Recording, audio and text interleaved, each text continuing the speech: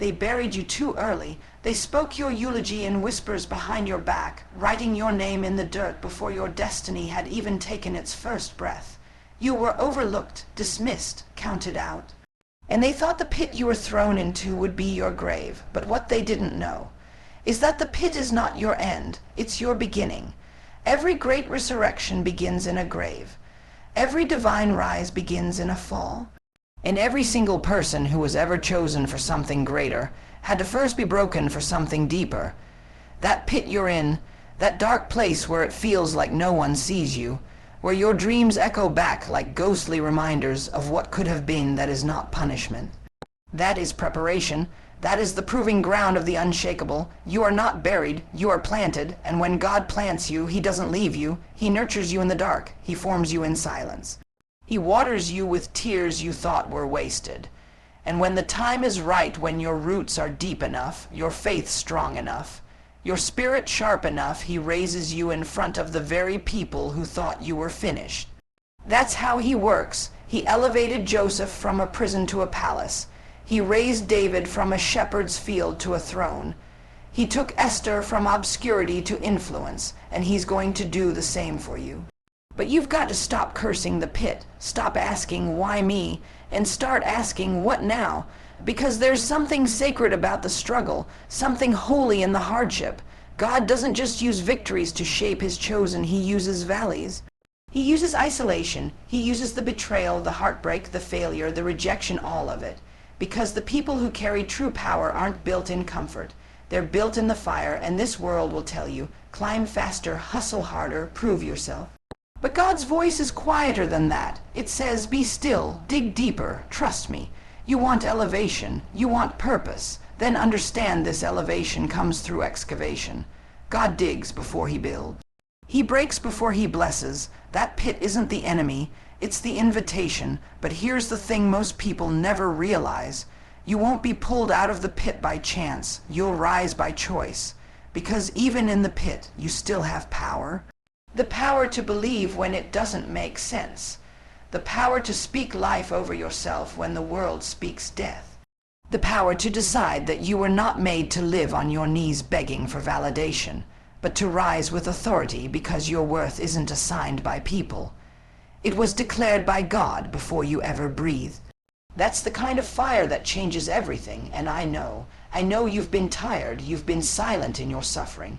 You've learned how to cry without noise, how to ache without asking for help. But there's something dangerous about a person who survives the pit. Because when you come out of this, and you will come out, you won't just be stronger, you'll be unstoppable. But don't mistake elevation for applause. You don't need a stage to have significance. You don't need approval to walk in purpose. Elevation isn't always loud. Sometimes it's hidden. Sometimes God will lift you in private before He reveals you in public. He'll teach you how to lead when no one's watching. He'll teach you how to stay when it would be easier to run. He'll teach you how to carry the weight of your calling without collapsing under it, because the pit is training you for platforms you can't yet see. You think this is about now, but God is always thinking ahead. He's preparing your name to be spoken in rooms you haven't even entered. He's aligning the right people, the right opportunities, the right timing, and He's waiting for you to rise into who you are called to be. That pit wasn't random. It was strategic. You needed to see who you were without the applause, without the praise, without the support. Because if you can still believe in yourself when no one else does, then that belief is real. That's unshakable. That's divine. You think you've lost time, but you've only lost illusions. The real you is being born right now through the fire, through the silence, through the struggle. And the day is coming when people will ask how you got there, how you rose, how you endured. They won't understand the pit. They won't see the tears. They'll only see the crown, but you'll remember what it cost. You'll remember how you had to hold on to your vision when your reality didn't match it. How you had to keep walking with broken feet, keep building with bloody hands, keep hoping when hope felt like a lie. You'll remember how God whispered to your soul when everything else went quiet. How He reminded you, this pit is not your end. I'm building you, I'm preparing you, I'm elevating you, and maybe today you're still in it, still waiting, still praying, still wondering if you'll ever feel light again. But I promise you, light always finds a way into the pit. God will not leave you there. Keep going, keep growing, because your rise will not just be a comeback, it'll be a declaration. Your rise will not just be a comeback, it'll be a declaration. A declaration that pain doesn't own you. That fear doesn't define you, that your story didn't end when they walked away, when you were fired, when the relationship shattered, when the dream crumbled. That was only the part where the real story began. The part where your roots grew deeper than the storm. The part where your faith became ferocious. The part where heaven whispered, now you're ready. Because elevation isn't gifted to the comfortable. It's earned in the quiet obedience of people who refuse to quit. People who get up one more time than they fell. People who keep showing up, keep trusting, keep believing, not because they feel strong, but because they know they're being strengthened. Look at history, it's always been the ones in the pit that changed the world. Thomas Edison failed over 1,000 times in the dark before he gave us light. Henry Ford was called crazy before he changed transportation forever. Walt Disney was fired for lack of imagination. Abraham Lincoln lost more elections than most people even run for, but what made them immortal was not success, it was persistence. It was that stubborn, soul, deep refusal to stay down. And you are no different. You are standing in the same legacy. You are made of the same material. You carry the same fire, and your pit, it's not your curse, it's your catalyst. But here's the truth most never want to say out loud. The pit is lonely. It's a place where people forget your name, where opportunities dry up, where silence screams louder than any rejection. But in that very silence, if you listen closely, you'll hear something deeper, the sound of your old self breaking apart. And something unshakable being built in its place. That's the sound of elevation beginning. And when it starts, it won't look like fireworks or celebration. It'll look like discipline, like sacrifice, like early mornings and late nights, like no recognition, no praise, just you versus every voice in your head that says you're not enough. But that's when you stand. That's when you declare, even if no one claps, I'm still called. Even if no one sees it, I still believe it. Even if I have to crawl, I will not quit. That is the moment hell gets nervous, when a person in the pit stops waiting for rescue and starts rising with intention. Because when God sees that kind of resolve, he moves. He opens doors no man can shut. He takes what was meant for harm and uses it to elevate you. He positions you in places you never qualified for, not because of your resume, but because of your resilience. Not because of your past, but because of your preparation in the pit. And suddenly, the same pit that was designed to break you becomes the place where your greatest power is born. The same people who threw dirt on your name. They'll be the ones watching as God breathes on your next chapter. Because when God elevates you, no one can stop it. No system, no critic, no fear, no mistake. When God calls you higher, he doesn't ask for permission. He simply says, get ready, we're going. So if you're still in the pit, don't wait to feel qualified. Start acting like you're already chosen. Stand with clarity, speak with conviction. Walk like the promotion is already yours. Talk like the chains are already broken. Move like the mountain already moved. Because God doesn't elevate those who wait for perfect conditions, he elevates those who move in imperfect faith. And yes, the climb will be steep. Yes, the road will be lonely, but the view at the top, it will make every tear worth it, every lonely night. Every moment you kept going when quitting would have been easier, it will all make sense. But here's something deeper. The real victory isn't just in reaching the top. It's in who you become while climbing. The real success isn't the spotlight, it's the strength, the character, the self-trust, The unshakable belief that says, no matter what comes against me, I will not fold. That's what the pit produces: people who don't break, because they've already been broken and rebuilt by something far stronger. And maybe that's you right now, still in the middle, still rising. Let me remind you, you are not behind. You are not forgotten, you are not cursed, you are chosen, you are called, you are being carved into someone this world can't ignore.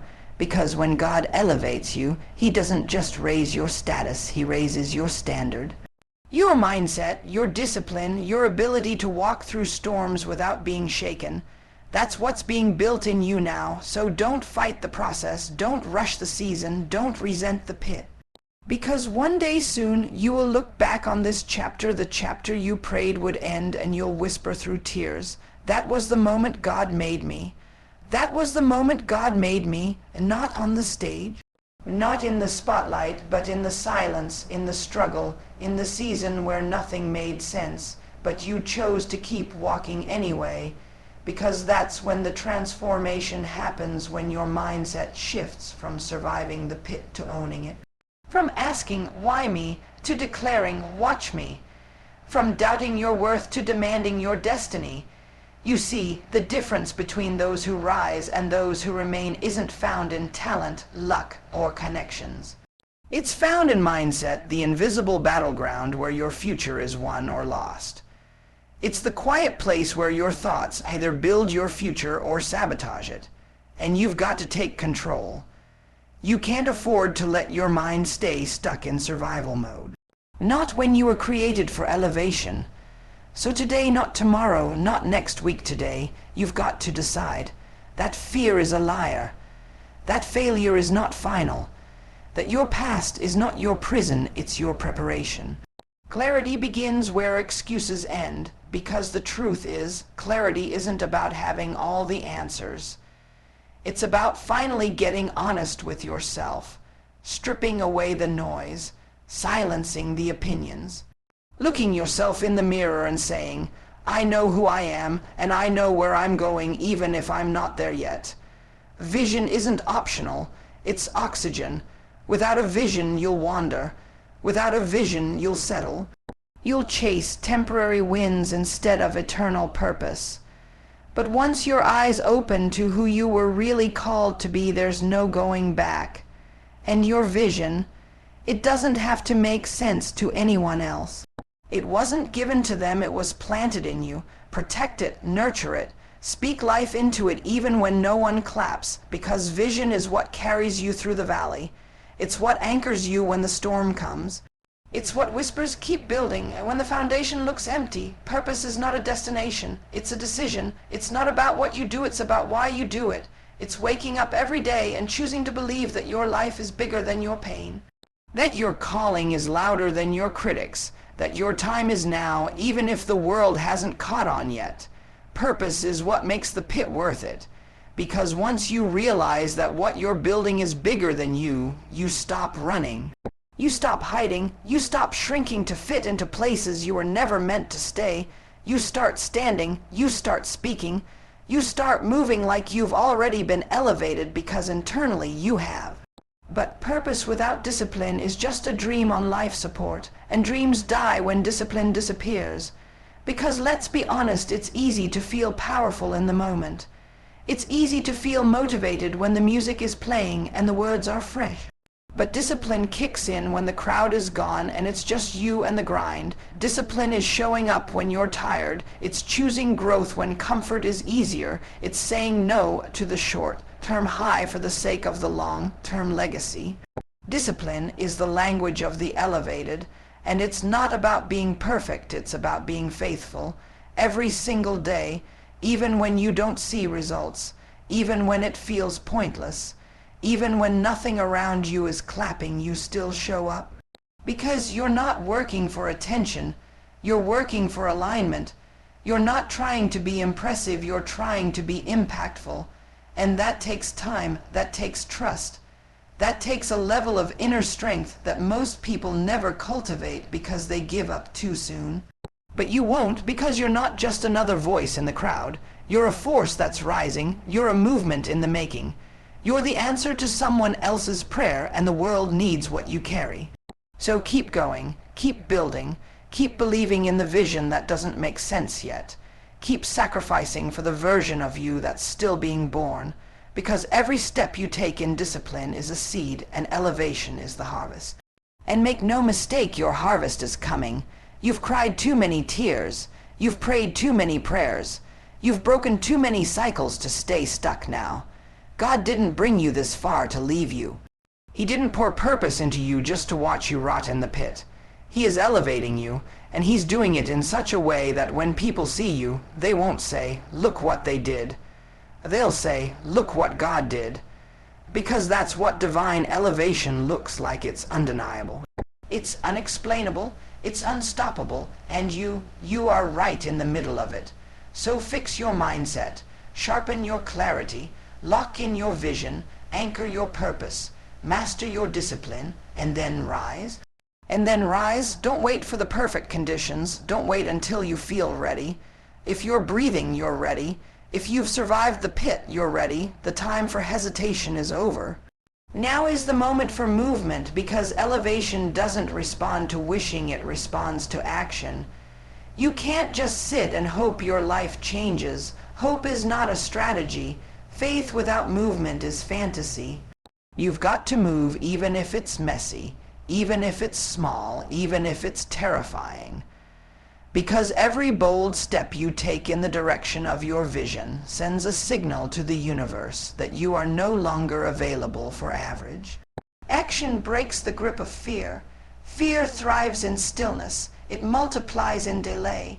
It poisons your mind with what-ifs until you're paralyzed by perfectionism. But when you take even one step, when you choose to act despite the trembling, despite the unknown, the fear begins to shrink and the courage begins to rise. And if the road breaks you, good, because broken things in God's hands are the beginning of masterpieces. You've got to learn how to bleed without quitting.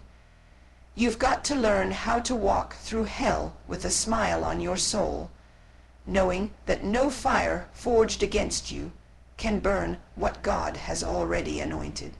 Resilience is not about never falling, it's about never staying down. It's about being unkillable in your spirit.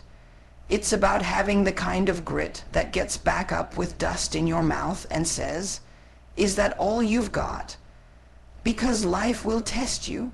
People will misunderstand you. Circumstances will blindside you.